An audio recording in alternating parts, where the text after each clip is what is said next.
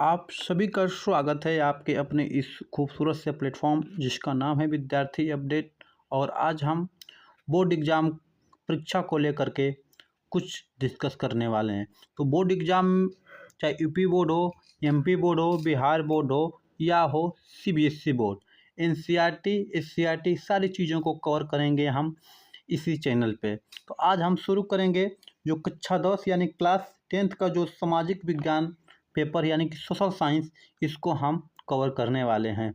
इसमें हम जो हिस्ट्री का पोर्शन है, इतिहास का जो पोर्शन है, हम इतिहास को डिस्कस करेंगे। तो इतिहास की जो वीडियो होगी, 2 पार्ट में वीडियो होगी, 2 पार्ट में होगी। तो आज हम शुरू करेंगे। तो जो इसका पहला जो लेसन है, पहला अध्याय है, ये है यूरोप में राष्ट्रवाद। यूरोप में राष्ट्रवाद, तो यूरोप क्या है? हमारा महाद्वीप है। इसमें राष्ट्रवाद कैसे आया और इस राष्ट्रवाद को परिभाषित किसने किया था, तथा उसको परीक्षा में प्रश्न बनते हैं कि नहीं बनते हैं, सब चीज़ों के बारे में हम डिस्कस करेंगे।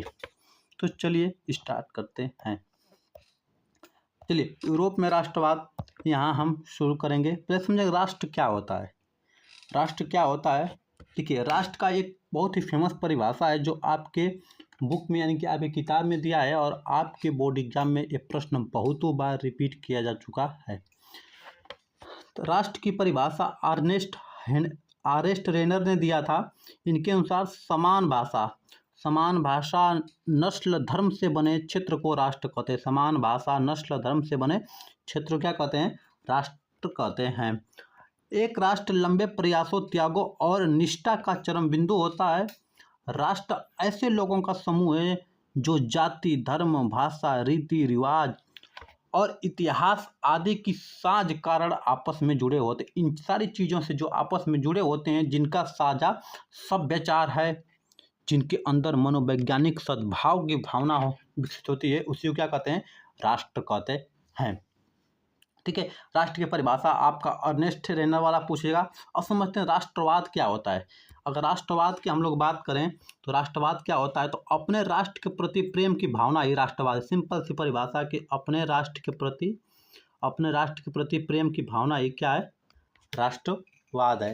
जैसे मान लीजिए कि अगर हम जिस देश में रहते हैं, अपने इस भारत में रहते हैं, तो भारत में अगर कहीं नक्सली हमला हो जाता है या कहीं ट्रेन पटरी से उतर जाती है, कहीं दुर्घटना घट जाती है, तो इसको सुन करके क्या हमें दुख होता है। हम उस घटना को सुन करके हम भी दुखी होते हैं। यही हमारा राष्ट्रवाद है, क्योंकि हम अपने राष्ट्र, अपने देश से प्रेम करते हैं। वही हमारा राष्ट्रवाद है, यही हमारा नेशनलिज्म है। ठीक है, इसके बाद राष्ट्रवाद यह विश्वास है कि लोगों का एक समूह इतिहास, परंपरा, भाषा, जातीयता या जातिवाद और संस्कृति के आधार पर स्वयं को एकत्रित करता है। इन सीमाओं के कारण वे इस निष्कर्ष पर पहुंचते हैं कि उन्हें अपने स्वयं के निर्णयों के आधार पर अपना स्वयं का संप्रभु राजनीतिक समुदाय राष्ट्र स्थापित करने का अधिकार, यानी कि आप जाति के आधार पर, धर्म के आधार पर, भाषा के आधार पर, संस्कृति के आधार पर एकत्रित होंगे और अपनी सीमाओं का निर्धारण करेंगे और एक अपना राजनीतिक समुदाय स्थापित करेंगे। यही क्या है? राष्ट्र स्थापित करने का अधिकार है। अब बात करें नेपोलियन से जो प्रश्न बनता है, सबसे पहले पूछा था इनका जन्म कब हुआ था।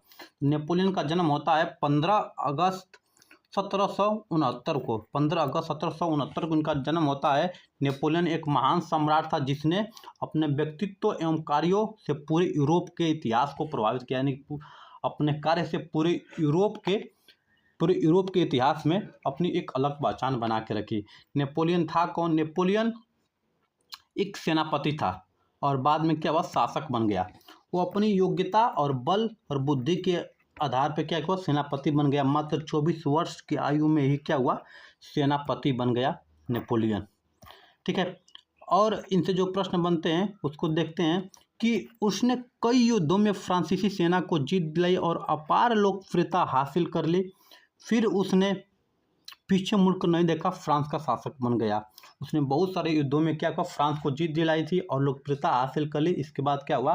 देश का शासक बन गया, यानी कि राजा बन गया।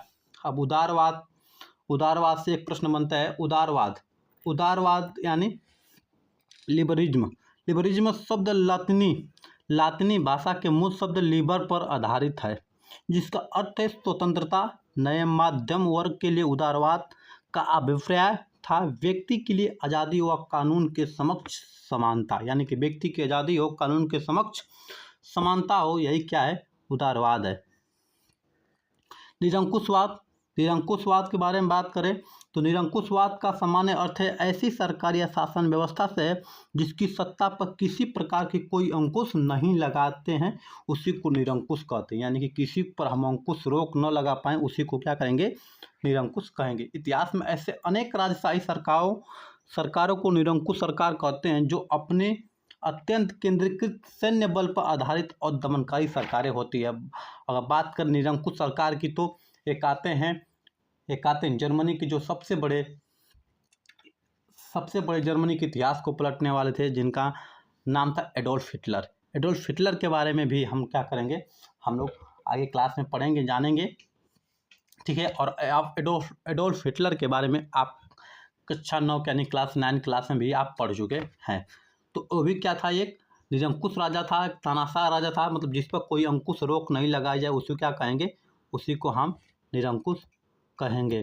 चलिए अब बात करते हैं जनमत संग्रह। जनमत संग्रह का मतलब होता है एक प्रत्यक्ष मतदान जिसके द्वारा क्षेत्र की सारी जनता से किसी प्रस्ताव को स्वीकार या अस्वीकार कराने के लिए पूछा जाता है। मतलब कि आप किसी से वोट करके, चाहे चुनाव करके, चाहे ऐसे वोटिंग करके आप पूछेंगे कि क्या स्वीकार है, आपकी चीज़ें अस्वीकार है, जो चीज़ें हैं उसी को जनमत संग्रह, यानी कि जनता का जो मत होता है, इनका जो संग्रह करते हैं, इसी को कहते हैं जनमत संग्रह।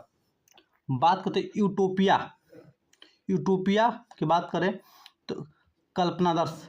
यूटोपिया एक ऐसे समाज की कल्पना जो इतना आदर्श है उसका साकार होना लगभग असंभव। यूटोपिया क्या था, एक ऐसे समाज की कल्पना की गई और जो इतना आदर्श है कि उसका वास्तविक जीवन में लाना यानी साकार करना क्या है, संभव नहीं है। उसी को क्या हम कहते हैं, उसी को हम कहते हैं यूटोपिया। चलिए रूमानीवाद।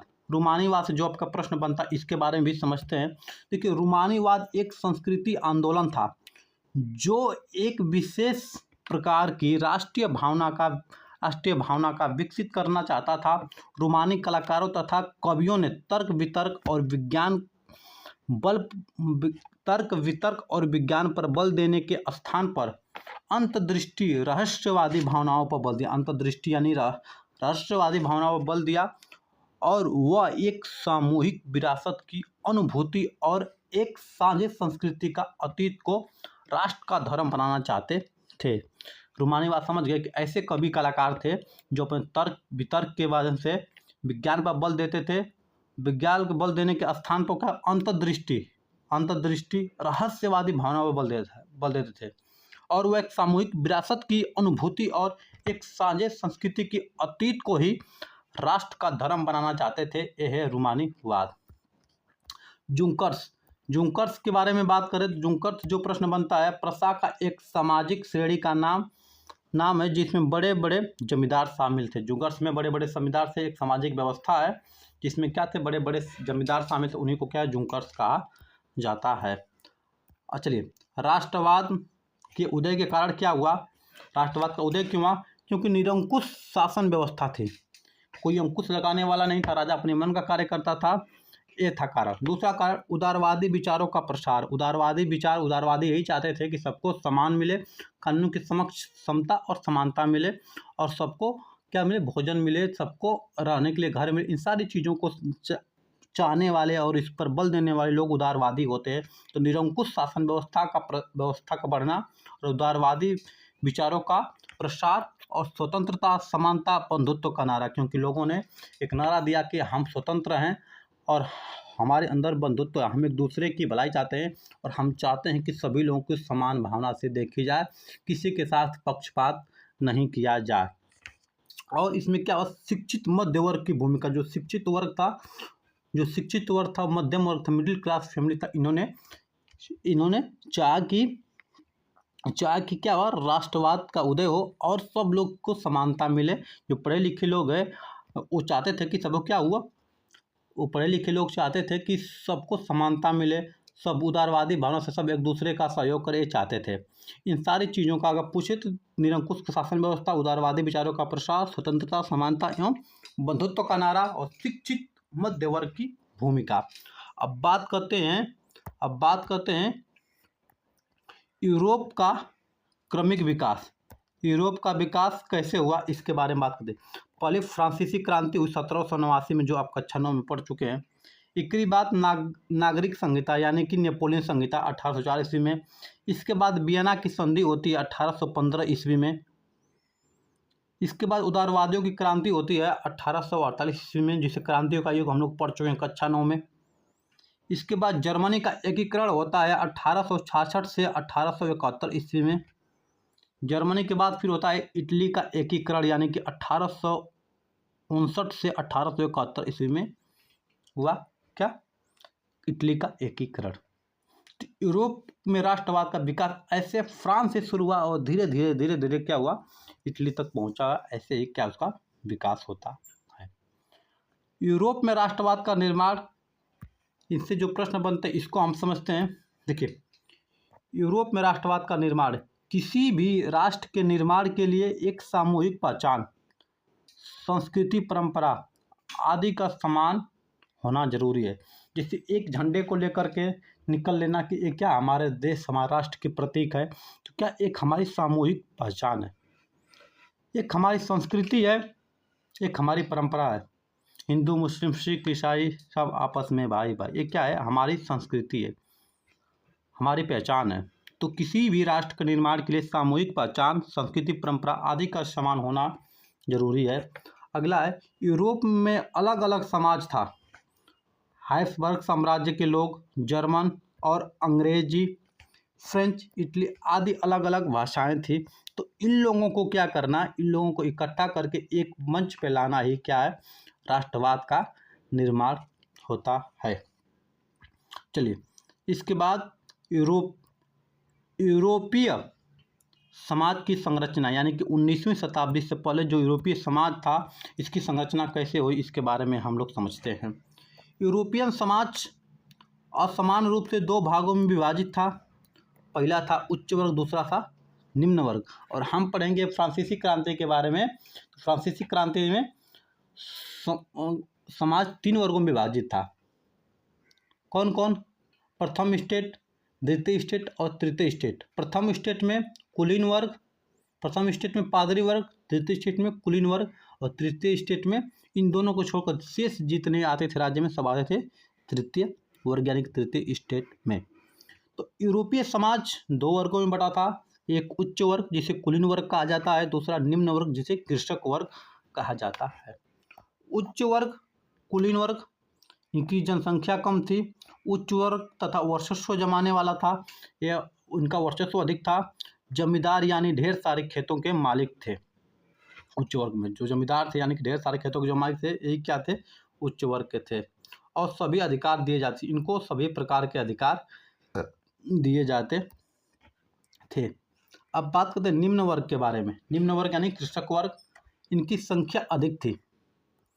निम्न वर्ग था जमीनहीन, यानी जमीन न के बराबर थी या तो किराए पर रहते थे, किसी भी प्रकार के अधिकार प्राप्त नहीं थे और इन पर बहुत सारा टैक्स भी लगाए जाते थे। यानी यूरोपियन समाज असमान रूप से विभाजित था। 19वीं सदी के बाद एक नया वर्ग जुड़ गया, वह था नया मध्यम वर्ग। उच्च वर्ग में जमींदार आते थे, बहुत सारे खेत थे, इनको बहुत सारे अधिकार प्राप्त थे। लेकिन निम्न वर्ग में था क्या, जनसंख्या अधिक थी, इनकी जमीन नहीं थी, किराए पर रहते थे, इनकी किसी प्रकार का अधिकार प्राप्त नहीं था। ठीक है, इससे पता चलता है कि यूरोपीय समाज क्या था, उच्च और निम्न वर्गों में विभाजित था। इसके बाद आता है 19वीं सदी में नया मध्यम वर्ग। नया मध्यम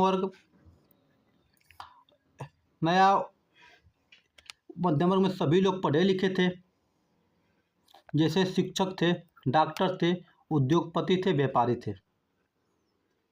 पढ़े लिखे होने के नाते उन्हें एक समान कानून की मांग यानी उदारवादी राष्ट्रवाद की करने लगे। यानी कि जो पढ़े लिखे थे उन्होंने कहा कि हमें एक समान कानून चाहिए, क्योंकि जो पढ़ते हैं वही अपने अधिकारों को जानते हैं, जो नहीं पढ़ते हैं अपने अधिकारों को नहीं जानते हैं। ठीक है। तो किसी महान पुरुष ने कहा है कि अधिकारों के लिए हमें पढ़ना होगा, हमें पहले पढ़ना होगा तब जाके लड़ना होगा। अगर बिना पढ़े लड़े गए तो हमारी हार निश्चित है। इसलिए लड़ने से पहले पढ़ना पड़ेगा, पढ़ेंगे तभी हम लड़ाई जीत पाएंगे। जैसे कि आप एग्ज़ाम देने जा रहे हैं, आप बोर्ड एग्ज़ाम है, तो आप जब तक पढ़ेंगे नहीं तब तक आप अपना जो क्वेश्चन है उसको सॉल्व नहीं करेंगे। इसीलिए पढ़ना पड़ता है, किसी भी फील्ड में जाइए पढ़ना पड़ता है। आप ड्राइवरिंग सीखने जा रहे हैं, ड्राइवर सीखने ड्राइविंग, तो आप गाड़ी चलाने तो आप उसके बारे में पढ़ना पड़ेगा कि कौन सा गियर लो है, कौन सा फास्ट है, कौन सा बैक है, स्लो गियर है, किधर मुड़ाते हैं, कितने अंश में मुड़ना चाहिए, इन सारी चीज़ों को आपको पढ़ना पड़ेगा। इसीलिए पढ़ना ज़रूरी है लड़ने के लिए। लड़ने के लिए सिर्फ नहीं, सफल होने के लिए भी पढ़ना ज़रूरी है, क्योंकि उस लड़ाई का क्या फ़ायदा जिस लड़ाई में हार जाएंगे। ठीक है। तो नए मध्यम वर्ग में सभी लोग क्या थे, पढ़े लिखे थे और एक क्या उदारवादी राष्ट्रवाद की मांग करते थे। चलिए अब समझते हैं उदारवादी राष्ट्रवाद क्या होता है। इस उदारवादी राष्ट्रवाद के चलते राष्ट्रवाद का विचारधारा सब जगह फैलने लगा। इसी वजह से 1789 में फ्रांस में क्रांति हुई। इससे एक राज्य के अंदर जो भी नियंत्रण यानी कि चीज़ें तथा पूंजी पर आगमन तथा उसे खत्म कर दिया गया, लेकिन अलग अलग राज्यों के बीच नियंत्रण यानी सीमा शुल्क को खत्म नहीं किया गया, यानी कि कस्टम टैक्स को खत्म नहीं कर पाया। इसके लिए एक संगठन बनाया जिसका नाम था जाल बेराइन। जाल बेराइन एक संगठन था जिसने जितने भी शुल्क अवरोध थे उसे समाप्त कर दिया गया। इस संगठन ने जितने भी शुल्क थे उसको समाप्त कर दिया गया और मुद्राओं की संख्या 2 कर दी। इससे पहले 30 से ज़्यादा थी, लेकिन नेपोलियन के समय केवल पुरुष जिनके पास धन है वही वोट दे सकते थे। नेपोलियन का एक समय था कि 1804 ईस्वी में कि पुरुष जिनके पास धन है वही वोट दे सकते थे। ठीक है, लेकिन अब ऐसा नहीं है। मुद्राओं की संख्या 2 कर दी गई। बहुत सारी मुद्राएं थी तो समस्या होती थी लेन देन करने में, इसलिए मुद्राओं की संख्या 2 कर दी गई। ठीक है, और जितने भी अवरोध शुल्क थे जो काम में रुकावट थे उन सारे शुल्कों को क्या हुआ, समाप्त कर दिया गया। चलिए आप समझते हैं जालवेराइन। जालवेराइन क्या है इसके बारे में समझते हैं। यह एक जर्मन शुल्क है। जालवेराइन एक जर्मन शुल्क संघ था जिससे अधिकांश जर्मन राज्य शामिल थे। यह संघ 1834 ईस्वी में प्रसा की पहल पर आधारित हुआ। इसने विभिन्न राज्यों के बीच शुल्क अवरोधों को समाप्त कर दिया गया और मुद्राओं की संख्या 2 कर दी गई, जो पहले से भी अधिक थी। यह संघ जर्मनी के आर्थिक एकीकरण का प्रतीक था। यह संघ जर्मनी के आर्थिक एकीकरण का प्रतीक था। ठीक है, जालवेराइन कौन था, एक जर्मन संघ शुल्क था। ठीक है, इसके बाद यूरोप में राष्ट्रवाद। ठीक है, इसके बारे में थोड़ा समझते हैं। जो हमारा प्रश्न बनता है कि 19वीं शताब्दी में यूरोपीय महाद्वीप में राष्ट्रवाद की एक लहर चली जिसने यूरोपीय देशों का कायाकल्प कर दिया। जर्मनी, इटली, रोमानिया आदि नवनिर्मित देश कई क्षेत्रीय राज्यों को मिलाकर बने जिनकी राष्ट्रीय पहचान समान थी। यूनान, पोलैंड, बल्गारिया आदि स्वतंत्र होकर राष्ट्र बन गए। ये सब क्या थे, एक दूसरे से जुड़े हुए थे। किसी न किसी राजा का शासन था, लेकिन क्या हुआ, ये लोग स्वतंत्र हो गए और यहीं से पूरी दुनिया में राष्ट्रवाद का शुरुआत होता है, प्रसार होता है। कहाँ से, यूरोप में। कहाँ से, फ्रांस में। अब थोड़ा फ्रांसीसी क्रांति के बारे में समझ लेते हैं, जो हम कक्षा 9 में विस्तार से पढ़े हैं, लेकिन इसमें भी थोड़ा क्या करते हैं, समझ लेते हैं। फ्रांसीसी क्रांति की बात करें तो 1789 की फ्रांसीसी जो क्रांति हुई थी, 1789 की फ्रांसीसी क्रांति राष्ट्रवाद की पहल स्पष्ट अभिव्यक्ति थी। इसने फ्रांस में राजतंत्र समाप्त कर प्रभुसत्ता फ्रांसीसी नागरिकों को सौंपी। इस क्रांति से पहले फ्रांस एक ऐसा राज्य था जिसे संपूर्ण भूभाग पर निरंकुश शासक था। यानी कि फ्रांसीसी क्रांति से पहले पूरे फ्रांस पर क्या था, निरंकुश राजा का शासन था। फ्रांसीसी क्रांति के आरंभ में ही फ्रांसीसी क्रांतिकारियों ने ऐसे अनेक कदम उठाए जिनमें फ्रांसीसी लोगों में एक सामूहिक पहचान यानी कि राष्ट्रवाद की भावना पैदा हो सकती थी। बाद में नेपोलियन ने प्रशासनिक क्षेत्र में क्रांतिकारी सुधारों का प्रारंभ किया, जिसने 1804 में एक नागरिक संहिता यानी कि नेपोलियन संहिता के नाम से जाना जाता है। इसके अलावा यूरोप में 19वीं सदी की शुरुआती दशकों में राष्ट्रीय एकता से संबंधित विचार राष्ट्रवाद के करीब जुड़े हुए थे। जो 1804 की नागरिक संहिता, इसी को नेपोलियन संहिता भी कहा जाता है। इसको भी आप याद रखेंगे क्योंकि बोर्ड एग्जाम में ये भी प्रश्न पूछा जा चुका है कि नेपोलियन संहिता कब लागू हुआ था, यानी कि 1804 ईस्वी में नेपोलियन संहिता लागू हुआ था। चलिए, तो फिर आगे हम बात सामूहिक पहचान बनाने में उठाए गए कदम कौन कौन कदम थे। प्रत्येक राज्य से एक स्टेट जनरल चुना गया, उसका नाम बदलकर नेशनल असेंबली कर दिया गया। प्रत्येक राज्य से एक स्टेट जनरल चुना गया और उसका नाम बदलकर नेशनल असेंबली कर दिया गया। फ्रेंच भाषा को राष्ट्रवाद घोषित कर दिया गया, यानी कि जो फ्रेंच भाषा है इसी को राष्ट्रवाद घोषित कर दिया गया। यानी राष्ट्रवाद मतलब राष्ट्र की भाषा, यानी कि देश की भाषा, जो क्या था फ्रेंच थी, इसी को घोषित कर दिया गया। एक प्रशासनिक व्यवस्था लागू की गई जिसमें सभी को समान कानून मिले। एक प्रशासनिक व्यवस्था लागू की गई जिसमें क्या हो, सभी को समान अधिकार और मिले कानून के समक्ष। आंतरिक आयात निर्यात सीमा शुल्क समाप्त कर दिया गया और भार तथा माफ की गई एक समान व्यवस्था लागू की गई। जो राज्य के अंदर थी तमाम जो सीमा शुल्क थी आयात निर्यात की, उन चीज़ों को क्या किया गया, समाप्त कर दिया गया। स्कूल और कॉलेज की छात्राओं द्वारा भी समर्थन के रूप में क्लब का गठन किया गया जिनका नाम जैकोबिन क्लब था। जैकोबिन जो क्लब था ये स्कूल कॉलेज के छात्र छात्राओं से संबंधित क्लब था। फ्रांस की आर्मी ने समर्थन के तौर पर हर विदेशी क्षेत्र में भेजे गए जिससे राष्ट्रवादी भावना और बढ़ती गई। फ्रांसीसी आर्मी ने समर्थन के तौर पर हर विदेशी क्षेत्रों में भेज दिए गए जिससे राष्ट्रवादी भावना और बढ़ती चली गई। फ्रांसीसी क्रांति एवं राष्ट्रवाद की विशेषताएं प्रश्न पूछा जाता है, तो इसके बारे में भी थोड़ा हम समझ लेते हैं। फ्रांसीसी क्रांति एवं राष्ट्रवाद की विशेषताएं। फ्रांस संविधान आधारित शासन था, समान स्वतंत्रता बंधुत्व जैसे विचार थे, नया फ्रांसीसी झंडा था और नेशनल असेंबली का गठन किया गया। और इसके बाद क्या, आंतरिक आयात निर्यात शुल्क को क्या गया, समाप्त कर दिया गया और माप तौल की एक समान व्यवस्था किया गया माप तौल का। और फ्रेंच भाषा को राष्ट्र की साझा भाषा बनाया गया, यानी कि राष्ट्र की भाषा घोषित कर दिया गया। ये है हमारे फ्रांसीसी क्रांति और राष्ट्रवाद की विशेषताएं। ये क्या विशेषताएं। चलिए, इसके बाद नेपोलियन का शासनकाल जो रहा, इसमें क्या क्या परिवर्तन हुए, कौन कौन से आपके प्रश्न बनते हैं। तो जब नेपोलियन फ्रांस का अपना शासन चलाना शुरू किया तो उन्होंने प्रजातंत्र को हटाकर उन्हें राजतंत्र स्थापित कर दिया। यानी कि प्रजातंत्र यानी लोकतंत्र में जो होती है कि जनता के द्वारा चुनी गई सरकार जनता के लिए, जनता के ऊपर शासन करती है, यही लोकतंत्र है। ये परिभाषा दिए थे अमेरिका के पूर्व राष्ट्रपति अब्राहम लिंकन ने।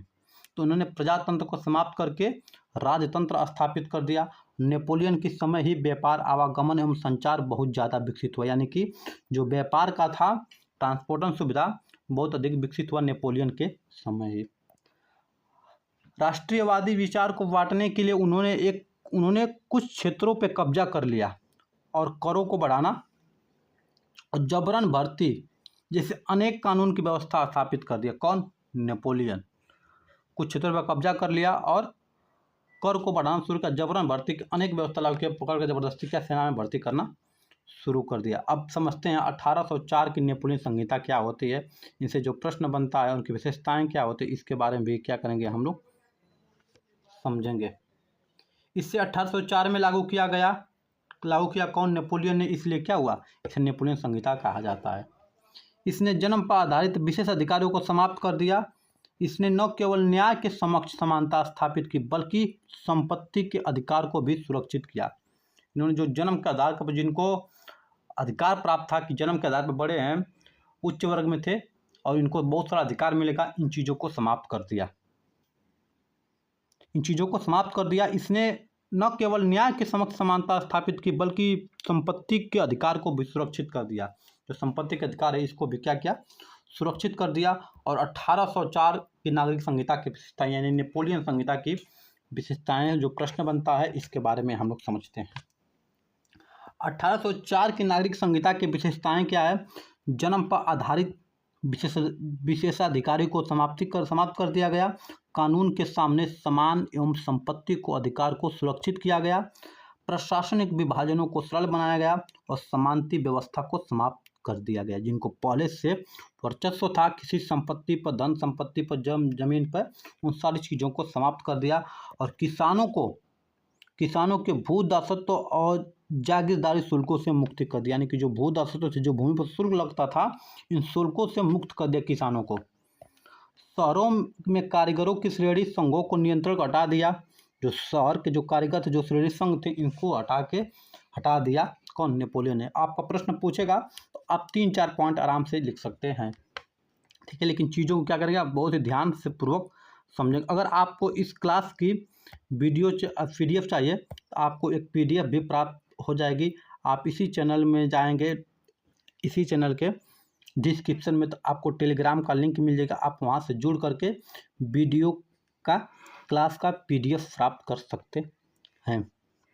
वीडियो कैसी लग रही है कमेंट करके जरूर बताएं। इस वीडियो को देख के आप प्रीवियस ईयर का पेपर मिलेगा। इसमें से बहुत सारे जो यहाँ से प्रश्न बनते हैं, उस सारे प्रश्न आपको इसी वीडियो से मिलने वाले हैं। तो वीडियो को बहुत ही ध्यान से वॉच कीजिएगा। अगर आपके पास पेन और कॉपी है तो जो महत्वपूर्ण पॉइंट है जिसको हम अंडरलाइन कर रहे हैं, इन चीज़ों को आप अपने कॉपी में पेन से नोट कर लीजिएगा। चलिए, जागीरदारी की बात करें तो इसके तहत किसानों, जमींदारों और उद्योगपतियों द्वारा तैयार सामान का कुछ हिस्सा कर के रूप में सरकार को देना पड़ता था। यानी कि जो हमारी संपत्ति है, किसान है, उद्योगपति है, कुछ क्या हिस्सा हम सरकार को टैक्स के रूप में देंगे। यही क्या था? जागीरदारी। रूढ़िवाद क्या होता है?